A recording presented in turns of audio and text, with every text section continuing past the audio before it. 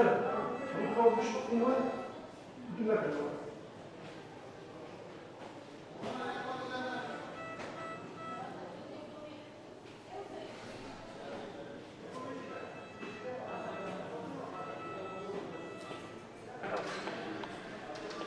Anlaşıldı ayrıca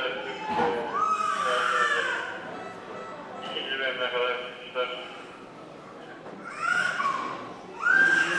Gerçekleşecek.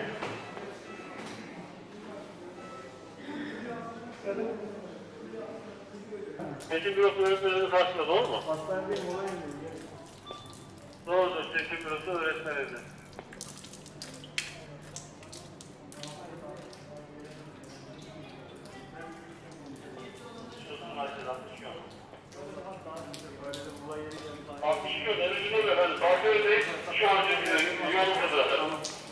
Yok yok alma.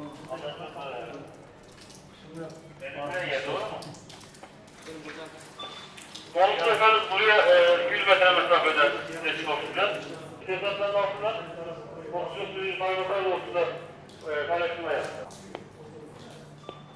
Herkes konuşuyor 62-24. Öğretmenin karşısında Sümeriyet lokantası var. Hem de onun yanında bulunuyor. Seçim.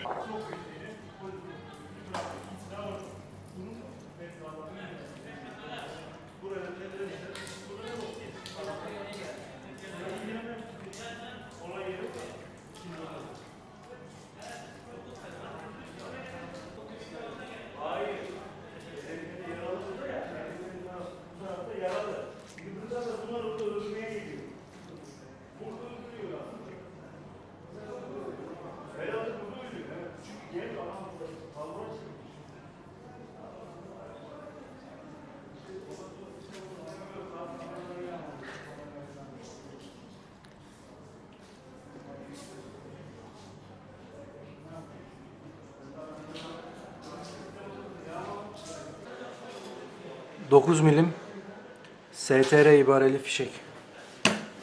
1 adet. Ya Mustafa. Browning Süleyman Yıldız'ın babası. ibareli silah açıyoruz.